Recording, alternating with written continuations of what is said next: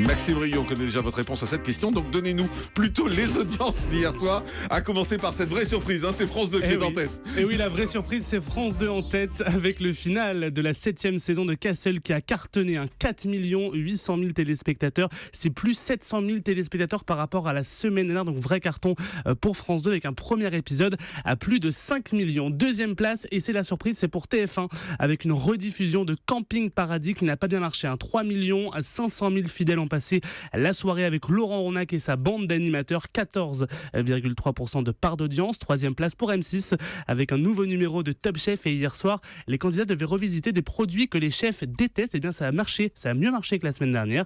3 200 000 gourmands et 14,4% de part d'audience, une hausse de 200 000 fidèles par rapport à la semaine dernière. Et puis au pied du podium, c'est France 3 avec la rediffusion du documentaire Monaco, le rocher était presque parfait, consacré au destin de la famille princière. 2 100 000 curieux au rendez-vous et 8,1% du public. Et puis l'audience de la TNT. Eh bien, 2 chaînes dépassent le million, 2 chaînes avec du cinéma. Tout d'abord TMC avec le film Le Collectionneur avec Morgan Freeman, beau score, 1 400 000 téléspectateurs et 6% du public. Et puis D8 avec l'excellent film Limitless avec Bradley Cooper et Robert De Niro, 1 100 000 téléspectateurs et 5% du public. Et puis comme tous les jours, on jette un œil sur l'Access Prime Time avec Nagui qui se porte bien, qui repasse au-dessus des 3 millions. Absolument, Nagui est au-dessus des 3 millions avec N'oubliez pas les paroles. Du côté de TF1 avec Money Drop, on est en dessous des 4 millions à 3 800 000 téléspectateurs. Et puis du côté des talk-shows, beau score et très beau score même pour D8 avec Touche pas à mon poste à 1 900 000 téléspectateurs avec un pic à 2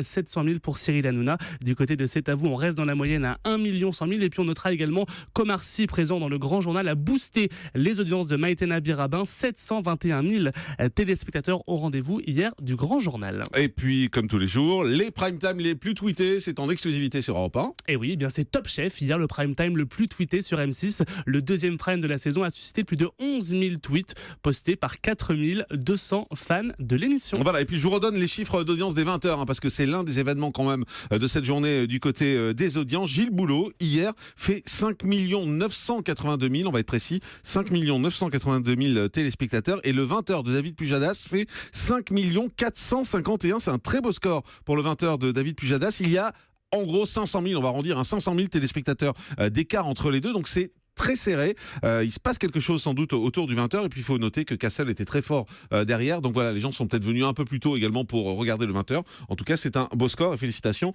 à David Pujadas pour cette belle audience. Merci Maxime, on fait une pause et puis dans un instant, on va vous parler de cette colère des habitants de Saint-Nazaire et puis de beaucoup de gens également sur Twitter qui n'ont pas compris les propos hier d'Eric et Ramzy. Eric et Ramzy qui étaient les invités du Petit Journal sur Canal+, et qui ont balancé sur la ville de Saint-Nazaire qu'il faudrait entièrement raser, selon eux, pour reconstruire. On en parle dans un instant. Restez avec nous, c'est Europe 1.